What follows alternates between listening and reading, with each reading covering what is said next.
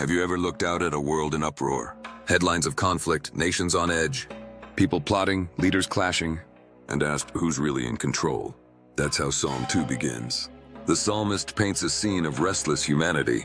Why do the nations rage, and the people plot in vain?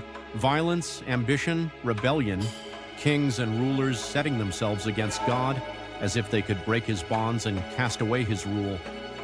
Chaos seems to roar on every side. But look again, the psalm shifts. The one enthroned in heaven laughs. God isn't threatened, he isn't anxious or surprised.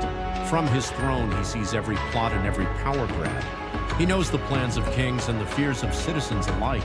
And what does he do? He declares, I have installed my king on Zion, my holy mountain. this is not a temporary appointment. This is not one more fleeting ruler. God's king is his own son, the Messiah. Today I have become your father. Ask me, and I will make the nations your inheritance. Yet even as humanity resists, God's response is not vengeance, but invitation. The psalm ends not with thunderbolts, but with open arms. Choose God and crucify your flesh, or your way will lead to your destruction. And blessed are all who take refuge in him. To choose God is an act of surrender, of honor, of allegiance. It is to bow the knee, to give Christ the throne of your heart. The world urges us to fight for control, to resist, to bend reality to our will. But God calls us to something different, to stop resisting, to trust the one whose throne can never be shaken. Today, as the headlines scream, as your own heart feels the tremors of uncertainty, hear this message: God's King is on the throne. There is a place of refuge right beneath his rule.